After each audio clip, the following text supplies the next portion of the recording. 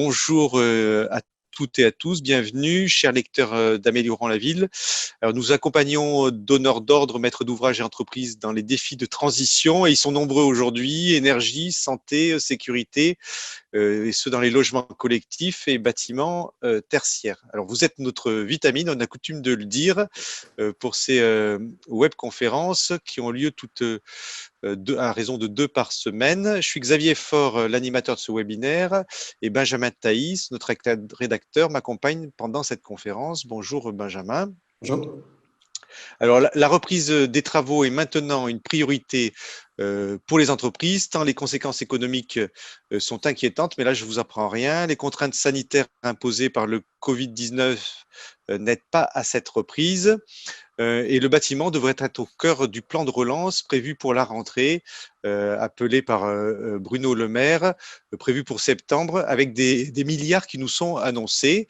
Alors, je fais un rêve, c'est que ces sommes soient affectées à un plan climatique pour éviter une autre catastrophe plus lointaine, dont le traitement est heureusement connu, à savoir décarboner. Alors, nous continuons à vous accompagner aujourd'hui pour travailler sur le déconfinement et la reprise des travaux avec cette série de 9 points de conférence. Là, c'est la septième numéro sur 9, à raison, comme je vous disais, de 2 par semaine et qui dure 1 heure pour chacune. Et je suis ravi aujourd'hui d'aborder le sujet qui nous rassemble, à savoir la thématique qui est le Covid-19, prévention des risques, logistique et avantages économiques. En effet, au-delà des difficultés évidentes imposées par le Covid-19, la prévention et la logistique doivent être parfaitement intégrées à l'acte de construire. Alors, il y a ici une voie trop peu explorée, mais c'est celle ce qu'on va voir, qui est d'améliorer nettement la productivité et de constituer un avantage économique à mieux travailler sur la logistique et la prévention des risques. Ces sujets ont été travaillés depuis quelques années par l'assurance maladie, déployés sur des chantiers par des entreprises et sont même aujourd'hui intégrés dans les appels d'offres. Cette approche novatrice fait aujourd'hui plus que jamais sens avec le Covid-19. C'est ce que nous allons voir aujourd'hui. Alors, nous enregistrons cette conférence. Elle sera rediffusée en replay.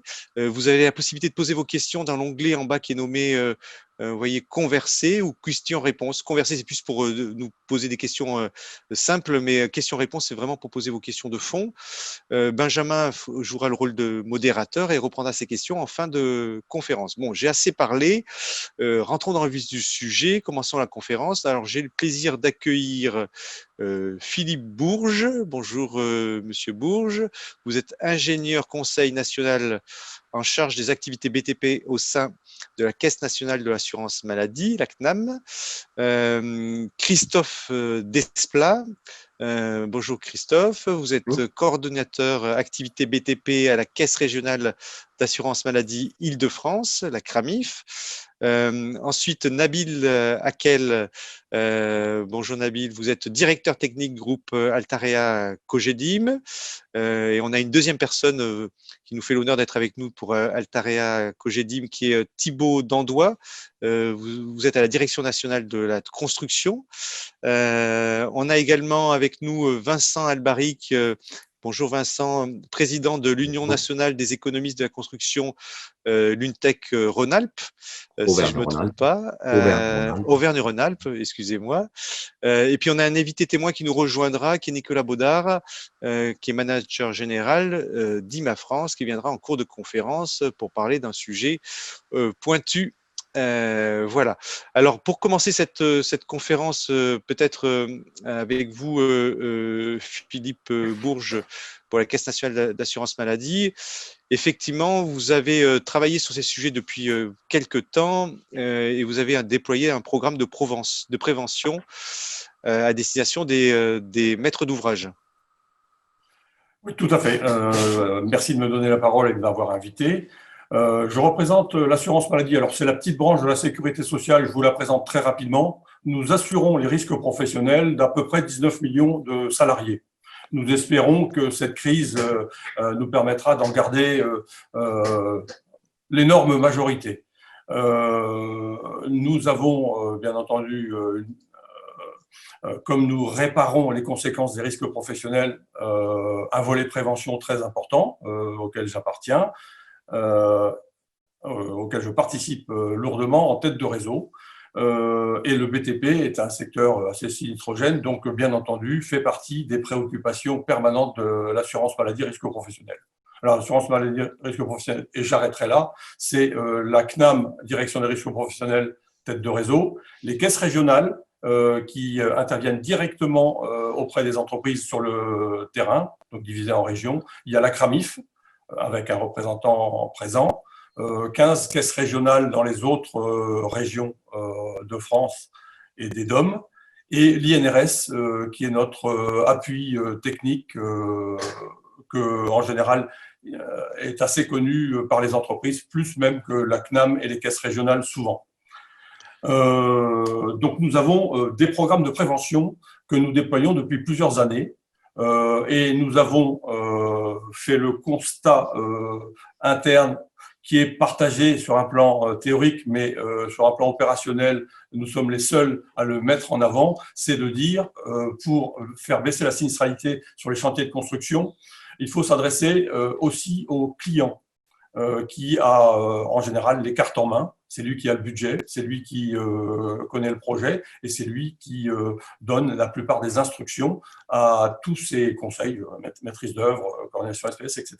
Donc, c'est maintenant notre troisième programme qui dit, avec le maître d'ouvrage, on peut aller beaucoup plus loin en prévention et on peut aller surtout beaucoup plus vite, donc faire baisser la sinistralité et faire baisser les cotisations.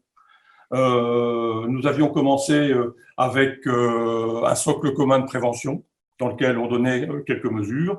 Nous avons poursuivi dans le programme 2014-2017, donc le programme précédent, une action en direction des maîtres d'ouvrage, coordinateur SPS associé, bien sûr, avec la maîtrise d'œuvre, mais davantage pour faire rentrer les mesures de prévention dans les marchés de travaux. Ça nous semblait très prometteur.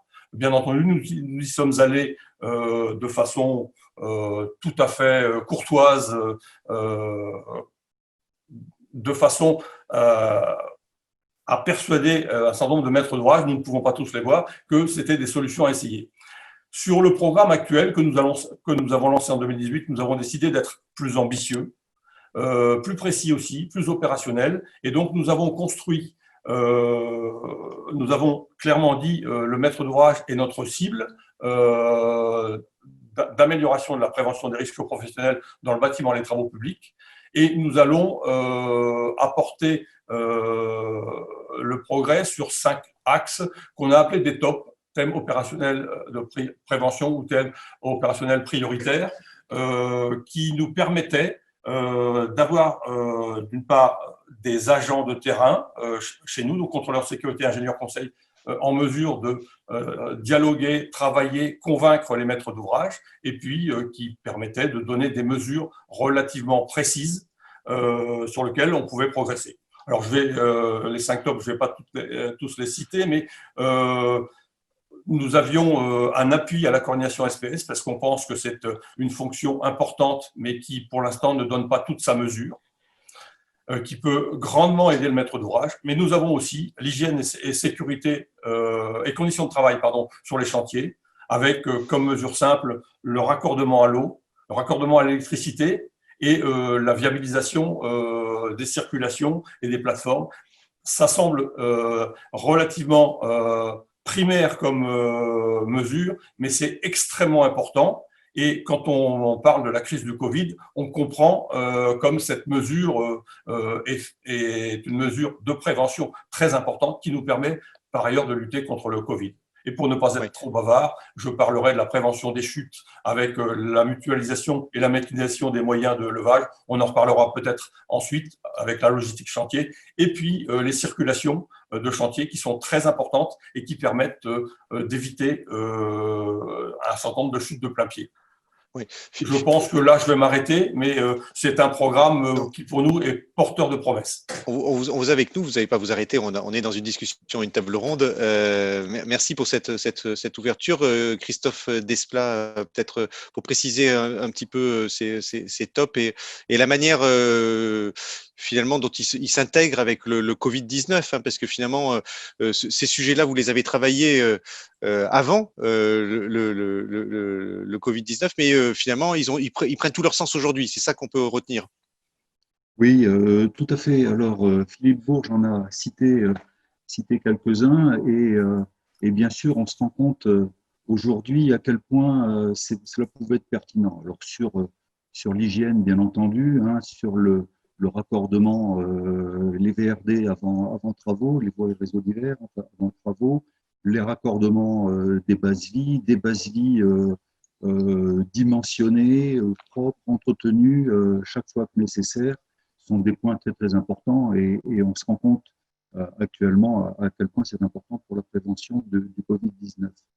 Et nous espérons que cette crise sanitaire aura fait comprendre à la profession ou au moins aux retardataires, parce qu'il y a déjà beaucoup d'entreprises et beaucoup de chantiers sur lesquels les installations sanitaires sont bien en fait bien mises en œuvre, mais nous espérons que les opérations qui sont un petit peu en retard encore vont comprendre cette nécessité et vont s'attacher à mieux respecter ces obligations.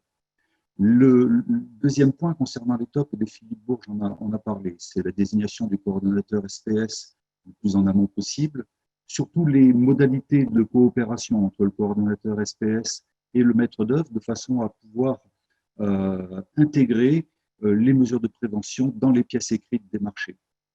Pour les entreprises, une entreprise de carrelage, par exemple, elle sait la nature du carrelage qu'elle doit poser, la nature du revêtement de sol, dans quelles conditions, etc. Pourquoi est-ce que l'entreprise chargée de poser les garde-corps ou de monter les échafaudages n'aurait pas, elle aussi, des prescriptions dans son CCTP qui soient précises et qui lui permettent de réaliser ces opérations conformément à ce qui est attendu. La logistique, on y reviendra tout à l'heure. On sait déjà que un accident du travail sur deux est un accident lié à la manutention dans le BTP. Et donc, tout ce qui va pouvoir permettre d'approvisionner les matériaux en bonne et due forme jusqu'à pied d'œuvre, ça va permettre d'éviter non seulement ces accidents de manutention, mais aussi les accidents de chute de plein pied quand on se déplace sur un sol encombré, mais également les TMS, vous savez, ces fameux troubles musculo-squelettiques. Et on verra tout à l'heure, j'y reviendrai en fait, à quel point ça peut être en lien aussi avec les mesures de prévention du Covid-19. Et puis, ne l'oublions pas, en fait, hein, les risques de chute de hauteur sont encore plus sûrement mortels que le Covid-19 et c'est un risque à ne pas négliger. Alors, dans toutes les caisses régionales, et en particulier à la Caisse régionale de France, dès 2019, nous avons invité les maîtres d'ouvrage à participer à quelques réunions d'échange pour leur expliquer l'importance de ces thématiques opérationnelles prioritaires et pour les inviter effectivement à nous rejoindre dans ce programme, pour les accompagner et pour pouvoir travailler ensemble sur ces mesures de prévention. Oui, finalement, vous faites la transition toute trouvée, Christophe Desplat, avec Nabil Akel et Cogedim. Finalement, vous avez vu depuis, vous avez travaillé ensemble avec l'assurance maladie et vous avez vu depuis plusieurs années déjà l'intérêt de mettre en place cette prévention et y compris un intérêt économique. Est-ce que vous pouvez nous décrire peut-être chez Cogedim comment vous êtes emparé de ce sujet? Merci. Bon, merci beaucoup de m'avoir invité à participer à cet échange. Oui, on va témoigner avec Thibaut sur notre activité logement. Nous avons aujourd'hui à peu près 230 chantiers en activité. Et effectivement, ce sujet de la sécurité s'est invité chez nous de manière extrêmement importante. Début 2019, bon, il faut un élément déclencheur pour ça. Et donc, suite à un contrôle sur un de nos chantiers qui était, on va dire, pas le plus, en tout cas pas le plus représentatif. Bon, nous a ouvert les yeux sur la nécessité d'harmoniser, on va dire, l'application des règles de sécurité sur nos chantiers dans toute la France. Il y avait un décalage extrêmement important dans certaines régions par rapport à l'Île-de-France où depuis, on va dire, une bonne trentaine d'années, voire plus, il y a des standards qui sont assez élevés quand même en termes d'exigence. Ça nous a amené à prendre conscience d'un certain nombre de choses, que les accidents étaient trop nombreux et qu'il nous fallait à tout prix trouver des solutions système qu'on puisse déployer sur ces 230 chantiers. Bon, ce qui supposait une organisation préalable avec les bonnes compétences, et ça, on l'avait déjà. On avait déjà la culture des audits, mais pas une culture des audits de sécurité. Donc, on a mis en place un audit de sécurité pour essayer de définir une grille de lecture qui nous permette d'appréhender le sujet. Bon, c'était assez compliqué. On a vu que par endroits, on n'était pas bon et qu'il y avait des axes d'amélioration. Et puis, on a eu cette fameuse réunion du 25 septembre que citait Christophe Desplat, où pour moi, c'était une réunion extrêmement importante parce que pour la première fois en une trentaine d'années, j'avais des messages extrêmement simples et forts de la part de l'assurance maladie et c'est important pour nous. On n'est pas des spécialistes et ce qui semblait jusqu'à maintenant extrêmement exhaustif, voire même extrêmement compliqué à mettre en place, devenait soudain lisible et transmissible à nos partenaires, à nos prestataires, à nos SPS, à nos maîtres d'œuvre. Et ça nous a aidé à mettre en place des outils assez puissants, des process, des contrats types, pour pouvoir déployer cette démarche sur la totalité de nos chantiers. Et aujourd'hui, tout ça repose sur 5 facteurs. Bon, déjà, une impulsion qui vienne de la direction. Donc moi, c'est carrément notre président qui s'est emparé du sujet avec nous, d'une forte conviction sur la nécessité de le faire. Le deuxième sujet, c'est la mise en place de process. C'est-à-dire pour déployer sur 230 chantiers, ça ne se fait pas en faisant le pompier au cas par cas et en mode réaction. Il faut précéder les événements et il faut s'assurer déjà d'être bon indépendamment des contrôles. C'est aussi le déploiement, donc pouvoir avoir l'organisation qui permette d'irriguer, on va dire, l'ensemble des directions avec les décisions qui sont prises. Beaucoup de pédagogie en interne, mais aussi auprès de nos prestataires et auprès des entreprises qui ont reçu d'un assez bon œil cette approche. Et puis ensuite, bien sûr, la surveillance, parce qu'il faut faire la police quand même. Et donc, je laisserai la parole à Thibaut qui va nous parler de tout ça. Et avec, d'une part, l'interne, et puis d'autre part, un audit permanent qui nous rassure et qui nous tire les oreilles de temps en temps quand on n'est pas dans le droit chemin. Voilà. Et donc aujourd'hui, parmi nos process, on a par exemple des contrats cadres avec des SPS nationaux où on a à peu près 80% de nos chantiers qui sont régis par 5 entités. Donc le dialogue est facile et le pilotage est facile. Voilà. Oui, je vais laisser la parole. Thibaut, oui, merci Nabil Akel pour cette introduction. Mais Thibaut, donc du coup, sur les chantiers, comment vous avez finalement déployé ces TOP de manière opérationnelle? Alors bonjour à tous tout d'abord et merci pour l'invitation. Donc j'ai la chance de travailler aux côtés de Nabil au sein de la direction générale technique et j'anime avec Yvan Rose la filière construction. Juste pour resituer, la filière construction, donc, c'est différents services construction composés de directeurs construction et responsables construction qui interviennent sur nos opérations sous une forme de maître d'ouvrage délégué sur tout le territoire national. Donc, on est en charge d'animer cette filière et l'actualité 2019, comme vient de nous le dire Nabil, a été essentiellement établie autour de la sécurité et dans une démarche aussi RSE et volontaire de notre part d'appliquer la charte chantier faible nuisance qui rejoint également une partie de ce qu'on peut retrouver dans le top 5 comme ça a été décrit par M. Desplat tout à l'heure et notamment l'hygiène. Donc tout ce travail fait l'année dernière sur la sensibilisation, de la pédagogie et du contrôle.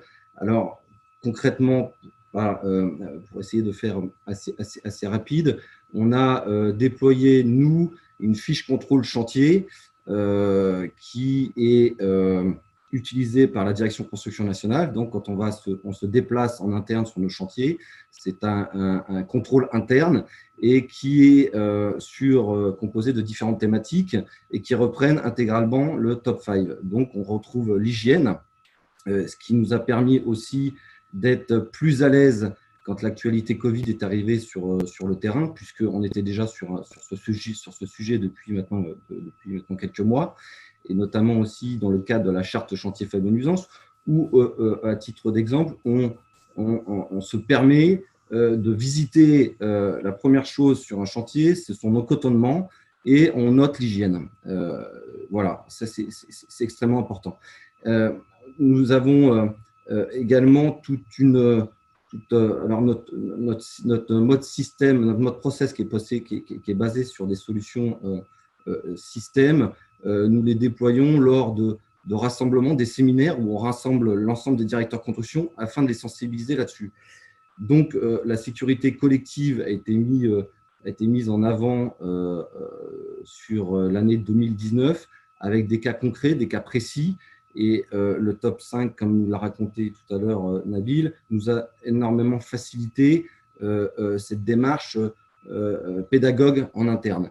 On considère qu'aujourd'hui, l'ensemble des intervenants de la filière construction se représentent une véritable compétence en interne et sont largement éduqués et sensibilisés sur ces sujets-là. Donc, quand l'actualité Covid est arrivée sur nos chantiers, on est d'abord passé par un mode arrêt total dans l'espace de 48 heures. Nous avons été dans une action réfléchie, surtout hâtive. On a rassemblé la filière afin de faire le tour du sujet, et par rapport à nos différents outils qu'on avait mis en place l'année dernière, comment les tourner pour qu'on puisse tout de suite les mettre en application sur nos chantiers afin de nous aider, de pondre un guide reprise d'activité afin de redémarrer nos 227 chantiers. Est-ce que finalement, je vous pose la question à l'un et à l'autre, Thibaut et Nabil, est-ce que finalement d'avoir mis en place cette prévention en amont, puisque vous aviez anticipé sans le savoir le Covid, est-ce qu'aujourd'hui on peut dire que ça a accéléré la manière dont vous avez pu reprendre les chantiers et ça a amené des meilleures pratiques? Complètement. Clairement, le fait d'avoir structuré la démarche sécurité au sein de la filière a facilité la gestion du Covid. Voilà. Moi, par exemple, aujourd'hui, on a organisé la reprise de nos chantiers autour de 3 réunions bien distinctes. Une première réunion pour mobiliser nos prestataires autour des thématiques.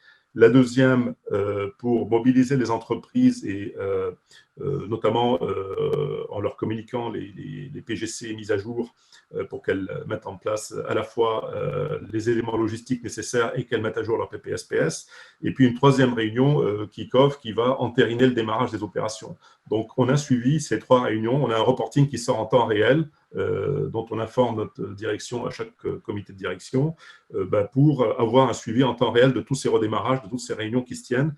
Ça se tient dans l'ordre. Il y a un support qui est unique sur l'ensemble des chantiers pour vérifier les prérequis. Donc, le fait de réfléchir système et d'avoir une grille de lecture simple, il faut les deux, et d'avoir l'organisation fait que finalement, on arrive à adresser plus facilement le sujet. Ça ne veut pas dire qu'on y arrive partout, mais au moins, la grille de lecture est claire, les choses sont partagées, la dynamique est là. Après, la réalité terrain, on sait combien elle est compliquée. On sait combien elle est compliquée, mais au moins c'est lisible, au moins on s'empare du sujet et ça rassure tout le monde. Voilà. Est-ce que du coup on peut voir aussi finalement un intérêt économique? Alors il y a une double question finalement dans celle que je vous pose, c'est un intérêt économique parce que finalement vous avez pu reprendre de manière peut-être un peu plus rapide, et puis aussi un intérêt économique parce que c'est le sujet que développait Christophe Desplat, c'est dire aussi en mettant ces méthodes mieux en place, on est un peu plus productif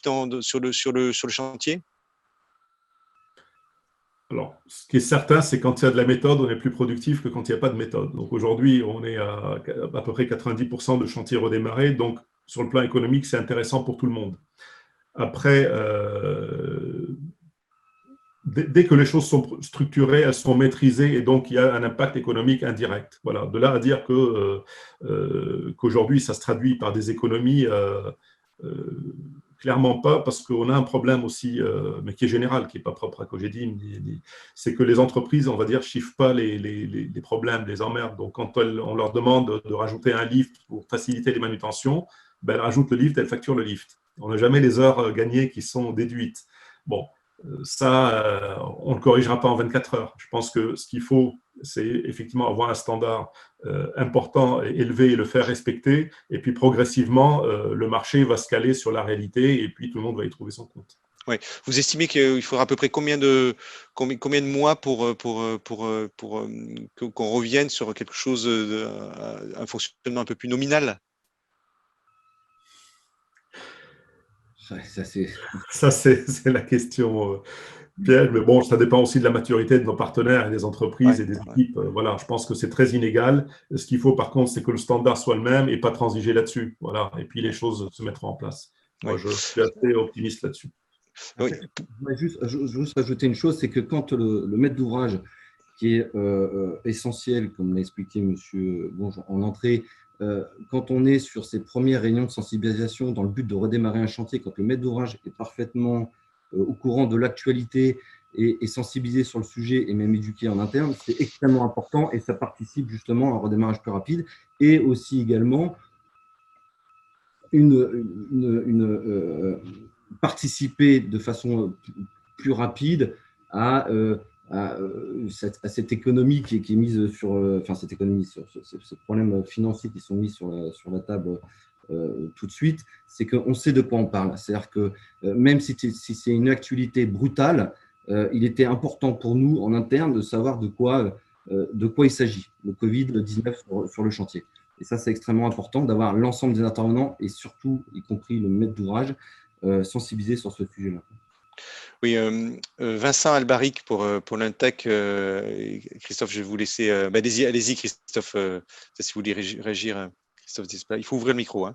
Voilà, merci. Excusez-moi, Monsieur Albaric, j'ai d'être un peu bavard. Oui, je voulais revenir sur cette logistique. J'ai bien compris ce que disaient ces messieurs de Cogedim, et je comprends tout à fait. Ce que j'avais dit tout à l'heure, je reviendrai sur la problématique en quoi la logistique est aussi une mesure de prévention du Covid-19. Et je ne sais pas si, comme moi, vous êtes allé faire vos courses le week-end dernier avec un masque et si vous avez porté vos colis dans le coffre de votre voiture. Moi, clairement, au bout d'une heure, j'en pouvais plus. Et on ne peut pas imaginer un seul instant, et c'est une grande difficulté. Je me rapproche un peu du micro parce que j'ai vu que tout à l'heure, on ne m'entendait pas bien. Ouais. C'est une grande préoccupation des partenaires sociaux, qu'ils soient employeurs ou salariés, administrateurs de la caisse, de savoir comment les salariés vont pouvoir travailler à longueur de journée avec un masque et en ayant des efforts physiques à fournir. Et avec, bien entendu, les chaleurs qui s'annoncent. C'est effectivement très, très compliqué et l'organisation du chantier qui doit être mise en place par le maître d'ouvrage, elle doit nécessairement favoriser, simplifier la vie des salariés qui sont déjà soumis à rude épreuve. Alors, les locaux d'hygiène, on en a parlé, la mise en place de points d'eau et de nettoyage des mains au plus près des postes de travail, c'est aussi important. La logistique, c'est important pour l'effort physique. Si vous voulez qu'un salarié continue à porter son masque, il ne faut pas lui demander de monter des escaliers à longueur de journée en portant des sacs de 25 kg. Là, c'est dans le cas précis du Covid-25. Et si vous avez un salarié qui, malheureusement, est en train de préparer et d'incuber sa maladie, s'il porte un sac dans un escalier, il va faire un effort, il va enlever le masque parce qu'il n'arrive pas à respirer, il va souffler et le virus va se répandre sur les charges, il va les déposer plus loin, les charges vont être reprises par un tiers. Voilà, tout ça contribue à rompre, à ne pas rompre, pardon, à perpétuer la chaîne de transmission du virus. Et puis, il y a sur l'aspect économique, je ne saurais pas me prononcer, mais finalement, de quoi ont besoin les professionnels actuellement?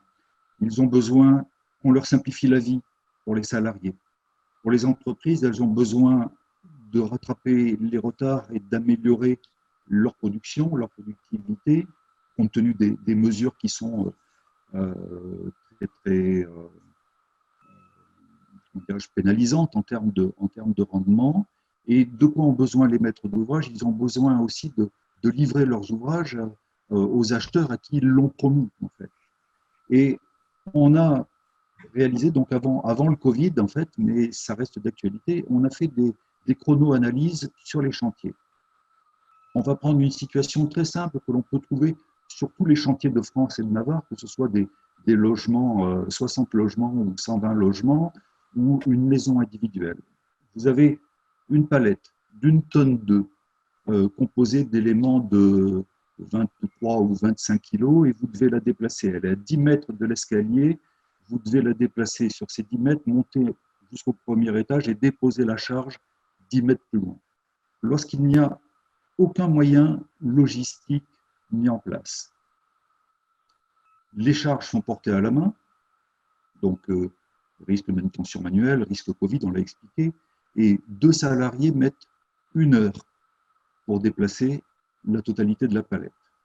Maintenant, lorsque le maître d'ouvrage a mis en place, avec les entreprises, avec son maître d'œuvre et son CSPS, lorsqu'il a mis en place un moyen de transport vertical, un lift extérieur, un ascenseur, peu importe le moyen, en fait, on se rend compte que les salariés, ils vont prendre les éléments dans la palette, les porter à l'épaule, les mettre dans l'ascenseur, disons, et qu'ils vont les reprendre et les déplacer un petit peu plus loin, ils vont mettre simplement une demi-heure. Par contre, en termes de prévention du Covid-19, il y a toujours des efforts importants et la chaîne de transmission a toutes les chances d'être bien importante.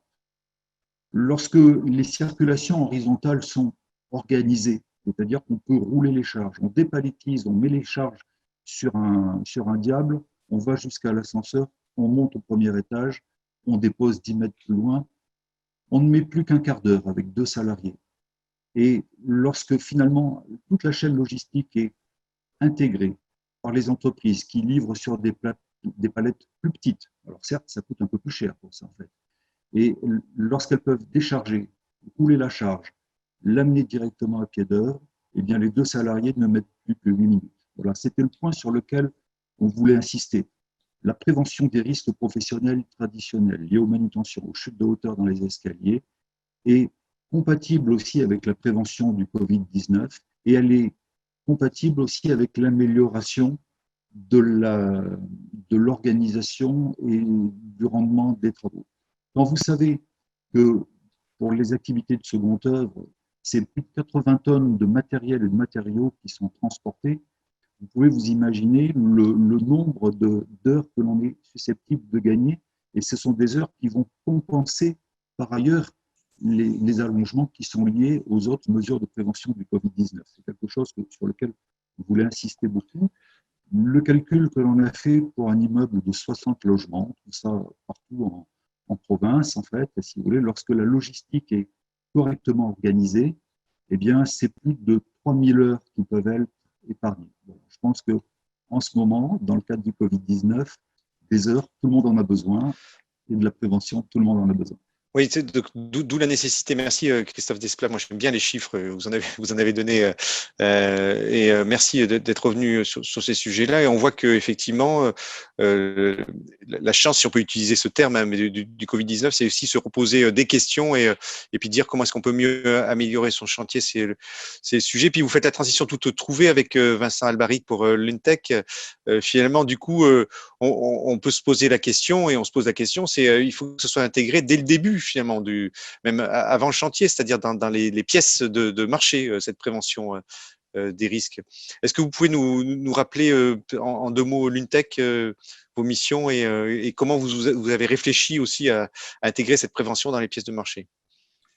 Oui, alors bonjour à tous et merci de m'avoir associé à cette conférence. Très rapidement, l'UNTEC, c'est en fait l'Union nationale des techniciens économistes de la construction. Donc, en fait, c'est le syndicat professionnel des métiers de l'économie de la construction. Il y a en France à peu près 600 adhérents, ce qui peut paraître peu, mais en fait qui est beaucoup compte tenu du nombre d'économistes qui œuvrent sur le territoire. Donc, on est à environ un peu plus de 40% d'adhérents. Et donc, en Auvergne-Rhône-Alpes, dont je suis le président, nous sommes un peu plus de 145. Alors, en fait, mon propos va faire écho à tout ce qui a été dit au préalable, et ça montre en fait qu'il y a bien un fil conducteur entre tous sur le sujet de la sécurité sur les chantiers. Alors, nous avons été sollicités, approchés par la CARSAT, donc Auvergne-Rhône-Alpes, il y a maintenant un peu plus d'1 an. Et en fait, l'idée de la CARSAT, c'était de dire comment on peut travailler avec les économistes pour en fait, anticiper dans les dossiers d'études et les CCTP, les DPGF, les mesures qui permettraient de faire baisser les accidents du travail, notamment les accidents liés aux chutes. C'était disons que dans les thèmes qu'il y avait à analyser, ça paraissait être le sujet numéro 1 pour la CARSAT. Alors du coup, on a constitué des groupes de travail avec des confrères et puis des personnels de la CARSAT, et nous avons réfléchi à la rédaction de fiches qui étaient destinées à trouver des solutions à la fois faciles à mettre en œuvre, efficaces et économiques, des fiches qui seraient à destination déjà des économistes, mais aussi à tous les gens qui travaillent à la conception des projets, pour anticiper des mesures de sécurité et les indiquer et les inscrire dans les pièces marchés, c'est essentiellement dans les CCTP. Alors, évidemment, il y a le PGCSPS dans les pièces, mais comme vous le savez, en fait, le CCTP, dans l'ordre de préséance des pièces, en général, arrive en 2e ou 3e position, donc bien avant le PGC.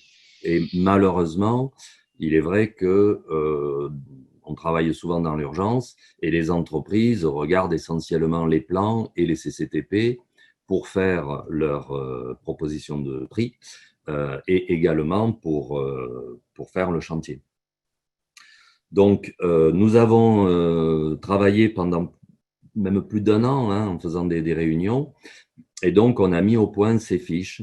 Alors, il y en a une sur les accès de chantier, il y en a une sur les accès du bâtiment, les protections des trémies d'ascenseur, les protections de trémies d'escalier, et puis les circulations verticales. Voilà.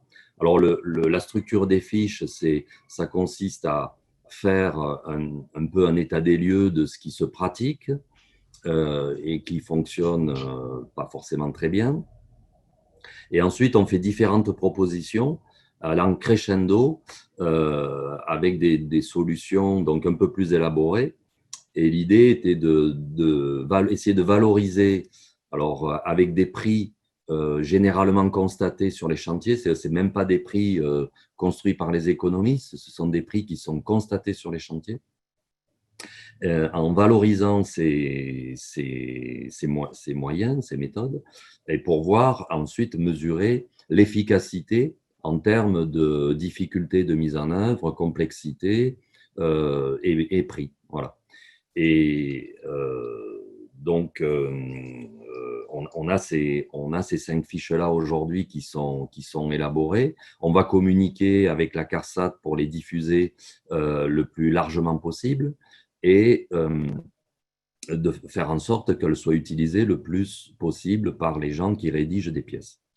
Alors, en fait, pour faire écho aussi, enfin, pour faire le parallèle plutôt avec l'effet Covid, en fait, comme ça a été dit aussi par plusieurs intervenants, nous, c'est une démarche qu'on a engagée il y a plus d'1 an, donc bien avant qu'on puisse soupçonner un tel phénomène et une telle pandémie.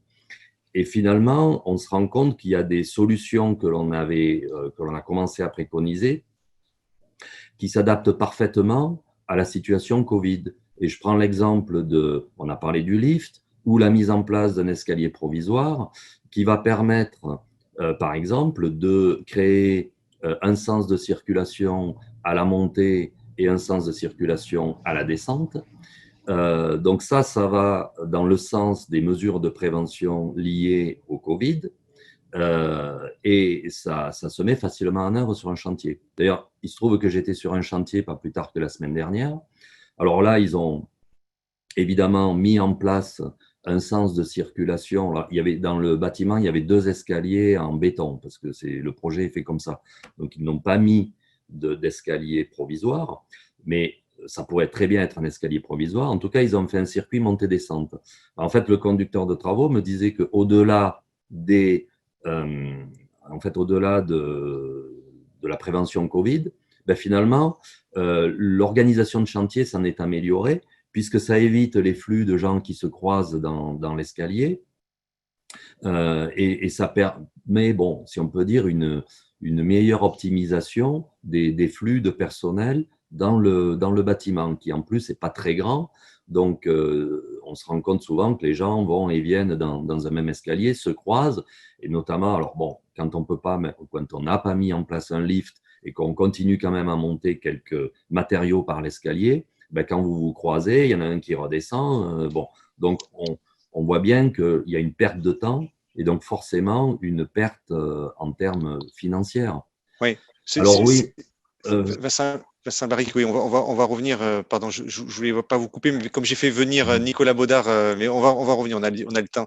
Nicolas Baudard de IMA sur la scène, et vous nous avez rejoint parce que finalement, c'était le propos que vous déployez. Je voulais en profiter à ce moment-là. C'est vous prônez que effectivement le Covid, ça peut être un moment où ça permet de lever des freins liés au changement, et donc on peut en profiter aussi dans les entreprises. C'est ça votre propos, et donc quelque part c'est un terme que vous adoptez, c'est Lean Construction. Voilà, donc pour nous présenter très rapidement, donc Iman, on est un cabinet d'ingénierie conseil et de formation spécialisé dans le Lean Construction, précurseur de la démarche depuis près de 11 ans, et on déploie donc une offre conseil auprès des entreprises ou des maîtres d'ouvrage, et aussi une offre opérationnelle type OPC, les attendus d'une mission OPC avec la couche des méthodes Lean pour plus de performance et de fiabilité. Donc notre conviction, c'est effectivement ce contexte du Covid, par la contrainte qu'il exerce, amène à se remettre en question et donc à réinterroger un peu le métier, je dirais, et permet de lever des freins parce qu'il y a une urgence. On n'est plus dans qu'est-ce qu'on pourrait faire pour s'améliorer, je dirais. On est dans qu'est-ce qu'il faut faire pour redémarrer l'activité dans des conditions économiques acceptables, pérennes. Donc il y a une oreille plus attentive à tout ce qui peut être des leviers qui existent, mais qui ne sont pas clairement déployés sur le chantier, parce qu'on sait tous très bien que le chantier, c'est aussi un lieu d'affrontement de différentes logiques individuelles. Et donc, toute l'idée de la démarche, c'est de coordonner au mieux tout ça au travers de la prise de conscience un peu de tous les acteurs, donc toutes les entreprises qui travaillent sur le chantier, et puis les acteurs du client jusqu'à ces bureaux d'études, conseils, maîtres d'œuvre, architectes, comment on peut essayer de voir différemment et de trouver des marges de manœuvre. Le thème de la logistique, notamment, est un vrai levier de performance. Il y a une perception répandue qui est que la logistique intelligente ou mutualisée, c'est effectivement ce qu'il faudrait faire sur le chantier, mais la perception des acteurs, c'est un peu souvent que, en fait, oui, c'est bien, mais c'est un surcoût. Donc, qui paye ? Qui va payer ce surcoût? Alors, c'est ce que disait Nabil. Exactement. C'est qu'effectivement, on sait calculer les coûts, mais c'est plus compliqué de calculer les économies. Les gains. Et puis souvent, celui qui va financer la mise en place des moyens n'est pas celui qui en a l'économie directe. Donc, il y a aussi quelque part à assurer l'équilibrage un peu des vases communicants quelque part et la redistribution d'une partie des gains qui est faite pour financer ces moyens. Mais notre conviction, au travers de l'approche Lean, c'est en fait qu'on va pouvoir identifier des gaspillages sur le chantier. Et Christophe Desplat a très bien parlé, je pense que c'était assez clair, la démonstration sur les temps de manutention en fonction des moyens qu'on met à disposition. Dans la démarche Lean, on s'attache à observer l'activité, donc à mesurer ce qu'on appelle les gaspillages, la non-valeur ajoutée, les temps qui n'ont pas de valeur pour la construction de l'ouvrage, Et quand un ouvrier marche effectivement 15 à 20% de son temps, c'est-à-dire parcourt 10 à 15 km par jour, je ne pense pas que les maîtres d'ouvrage achètent des kilomètres d'ouvriers qui marchent. Donc, en fait, on est devant une masse de non-valeur ajoutée qui sont de la dissipation en fait, de la performance par effet Joule, par le frottement. Donc, il s'agit d'aller mobiliser ces temps-là. Et quand ils marchent 15% de leur temps, qui font 15 à 20 km, en fait, ils portent des choses. Donc, on est aussi sur le terrain de la performance globale. Ils s'exposent au risque de chute de plein pied parce qu'ils portent des choses d'un bout à l'autre du chantier sur l'épaule, dans des circulations qui ne sont peut-être pas dégagées, etc. Donc, on a l'aspect santé et on a l'aspect productivité, forcément. Donc, la démarche, l'idée, c'est de dire, essayons de mobiliser ces gaspillages, de les voir, d'apprendre à les voir ensemble. C'est pour ça qu'il faut commencer par poser des constats, tels le constat de la CRAM sur ces manutentions. C'est ça qui permet de mobiliser et de faire bouger. C'est aussi de poser un peu des métriques sur la situation constatée. Est-ce qu'on a, Nicolas Baudard, des chiffres finalement en termes d'économie ou de gains que vous avez fait des études là-dessus? En fait, on a beaucoup d'heures d'observation, effectivement, puisque une des méthodes de diagnostic du Lean, c'est d'aller sur le chantier et d'observer l'activité finement avec un vrai constat factuel et puis de le partager avec les ouvriers et de travailler sur des plans de progrès. On arrive à trouver sur des activités de grosses œuvres, beaucoup d'observations sur de grosses œuvres, des gains potentiels avec des idées simples de l'ordre de 10, 15, 20% sur la productivité. Et qui vont de mettre en œuvre des solutions type préparation J-1, etc. Enfin, des actions sur la logistique, des actions sur l'outillage, sur le rangement, les fameux 5S, comment garder propre et ordonner l'espace de travail, en mettant les ouvriers au cœur du système et de l'animation de ce process. Donc, et puis, quand on parle de 15 km par jour, ça se traduit sur un T3, c'est à peu près 200 km de marche à pied. Oui. Donc, voilà des gains qu'on peut monétiser assez facilement quand on les traduit en heures. Merci Nicolas Baudard d'être venu comme ça nous rejoindre. Je vais vous remettre en spectateur et on va continuer. Vous avez fait un petit point flash là sur ces sujets-là, sur ces économies. Je revenais sur Vincent Albaric juste en termes de coûts, puisque je vous ai coupé la parole tout à l'heure. C'est vous en termes de coûts, parce que finalement il y a deux types de coûts, mais là je parle à tout le monde, aussi à l'assurance maladie. C'est que il y a les économies, on voit, c'est ce que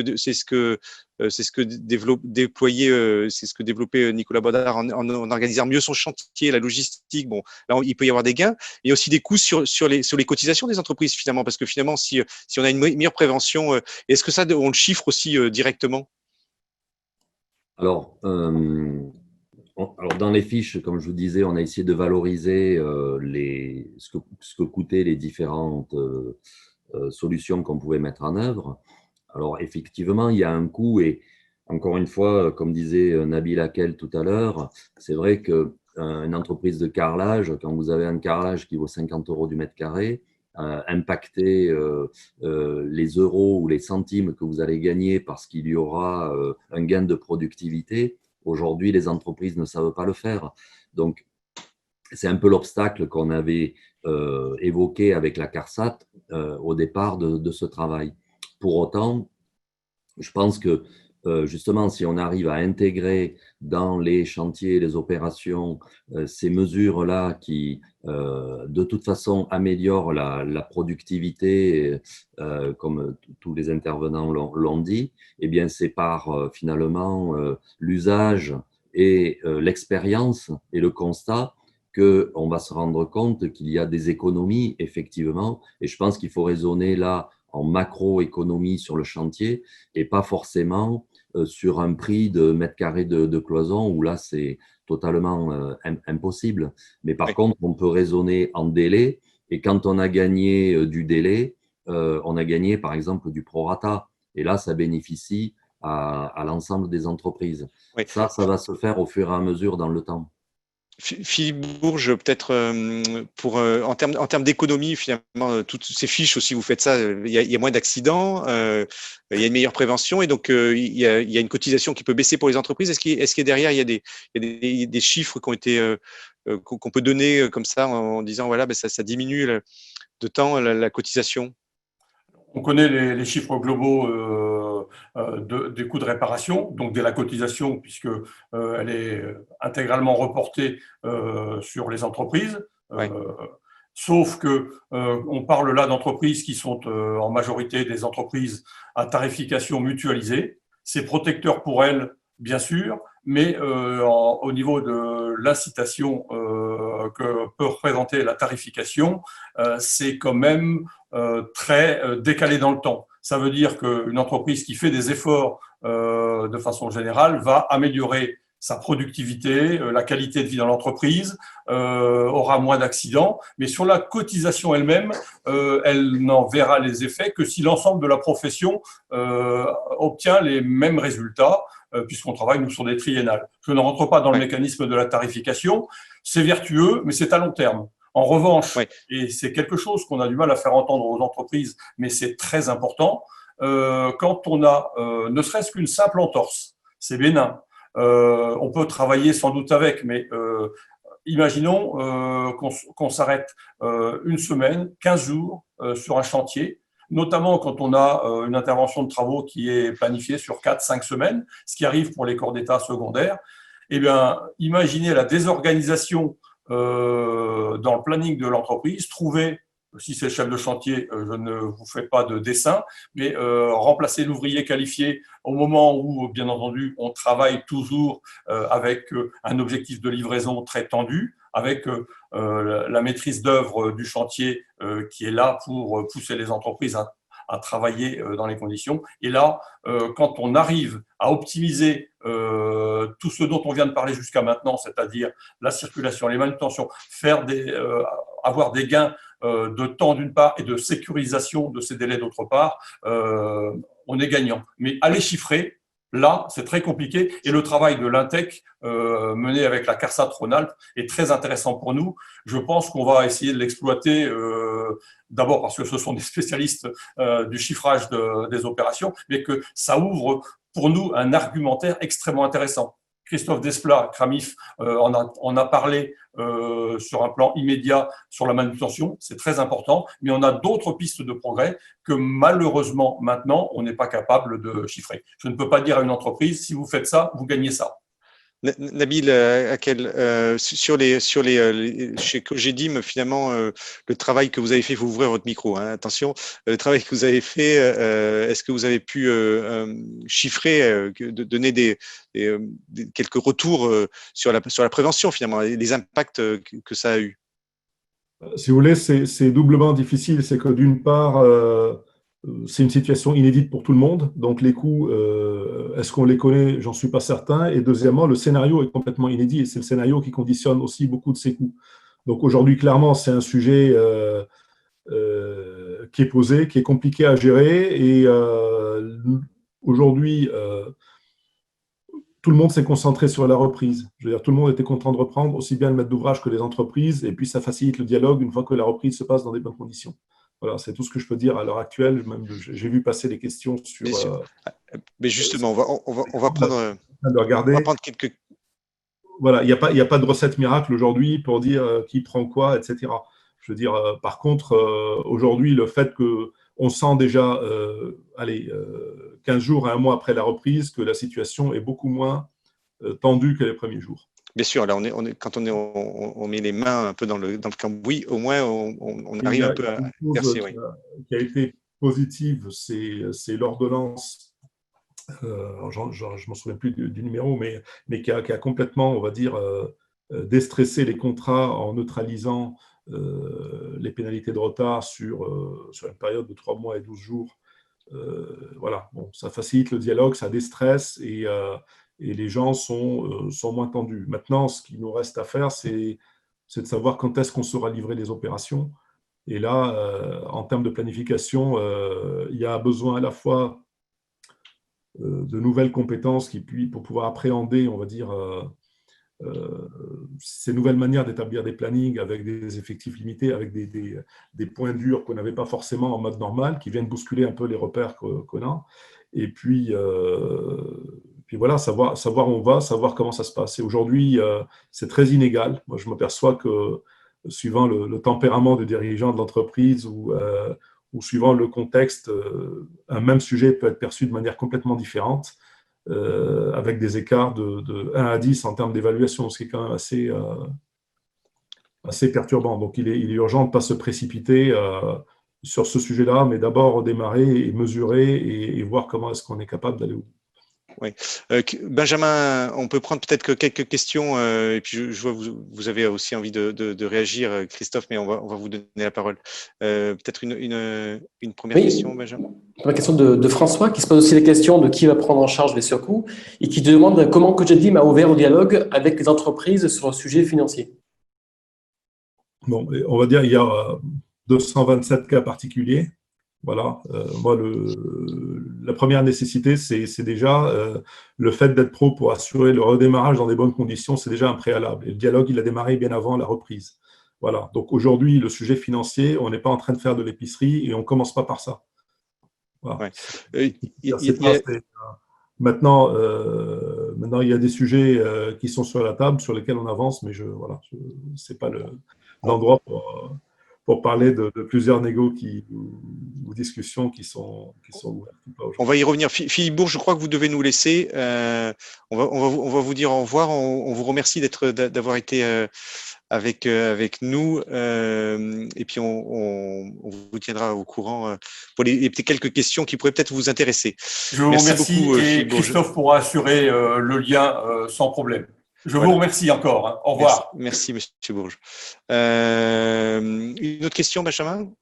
Oui, une question de Jean-Philippe. Y a-t-il des échanges entre le maître d'ouvrage, le maître d'œuvre, le coordinateur de sécurité et l'économiste durant la rédaction du CCTP et du PGC ?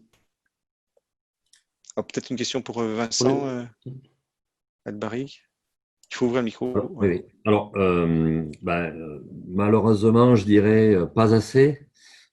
Parce que souvent, le PGC arrive quand on a terminé les pièces, les plans et puis les descriptifs, alors que, ce serait quand même bien mieux que le SPS puisse intervenir pendant la conception ou au démarrage presque du DCE. Alors, c'est pas encore… évidemment, on essaye de travailler comme ça parce que je pense que tous les économistes sont d'accord pour dire que c'est comme ça qu'il faudrait travailler. Mais malheureusement, c'est pas assez le cas. C'est pas assez le cas. Et du coup, on arrive avec des contradictions entre les descriptifs, notamment les clauses générales des descriptifs, des CCTP et les PGC-SPS. Nabil, vous voulez apporter une… oui, c'est l'essence même du top 1 et du top 5. Donc, voilà, ils sont non négociables. Ouais. Christophe Desplat, pour la CRAMI, vous vouliez tout à l'heure apporter un élément complémentaire. Merci à M. Acal d'avoir rappelé effectivement l'essence même de nos mesures, de nos thématiques opérationnelles prioritaires. Effectivement, c'est la base de tout. Il y a beaucoup de questions. Parce que je vois le temps qui file, il y a beaucoup de questions sur savoir qui paye. Ça n'est pas l'assurance maladie, risque professionnel de se prononcer là-dessus, mais peut-être un message que l'on voulait faire passer complémentaire, c'est que de notre côté, nous pouvons apporter des aides financières aux entreprises. Voilà, on ne sera pas compétent pour le problème juridique, mais on peut apporter des aides. Il y a d'abord une aide financière qui concerne toutes les entreprises de tous les secteurs d'activité pour les aider à s'équiper. Alors pour les entreprises de moins de 50 salariés. Nous aidons en priorité les petites entreprises parce que nous utilisons un dispositif qui était existant. Toutes les entreprises de moins de 50 salariés et de tout secteur d'activité peuvent se rapprocher de l'assurance maladie risque professionnel pour bénéficier d'aides financières pour la mise en place d'équipements de protection collective contre le Covid-19, et si elles mettent en place des équipements de protection collective, à ce moment-là, nous pouvons aussi les aider pour l'achat de mesures de protection individuelle. Il faudra pour cela aller voir sur le site amélie.fr, le site Assurance Maladie en ligne, et on vous donnera les coordonnées à toutes les entreprises qui nous écoutent. Il existe aussi une aide financière à destination des petites entreprises du secteur du BTP pour acheter des matériels et notamment des bungalows mobiles ou fixes de base vie en fait pour accueillir les salariés. Là aussi, il faut aller voir sur le site Amélie. Et puis, nous avons beaucoup parlé de logistique. Nous sommes bien conscients que c'est un effort pour les maîtres d'ouvrage, c'est un effort aussi pour les maîtrises d'œuvre et puis les coordonnateurs SPS qui doivent organiser ça. Donc, nous mettons en place une aide expérimentale qui permettra de prendre en charge à la fois en termes de conception les études qui pourront être entamées par les maîtres d'ouvrage employant moins de 50 salariés. Toujours pareil, on utilise le dispositif existant. Et puis, sous certaines conditions aussi, une aide financière pour la mise en œuvre de ces moyens logistiques permettant de favoriser la distanciation sociale et permettant de respecter les gestes barrières. Pour cette aide expérimentale, je ne vous renvoie pas vers le site amélie.fr, mais je vous invite à contacter les correspondants BTP des caisses régionales de façon à avoir un échange avec eux avant toute chose. Voilà. Benjamin, une dernière question, et comme ça, et Vincent, peut-être vous pourrez répondre à la question d'ailleurs. Benjamin? Oui. Alors, attends, j'ai perdu. Vincent, vous vouliez apporter un complément? Simplement, alors, malheureusement, je dois vous quitter maintenant, mais alors, pour répondre à une question que j'ai vu défiler à plusieurs reprises sur comment se procurer les fiches élaborées par la CARSAT et l'UNTEC, en fait, il faut qu'on voit avec la CARSAT comment on va les diffuser, comment on va communiquer, mais de toute façon, elles seront en libre accès à toute personne qui les demandera. Il n'y a pas de préférence à telle ou telle profession.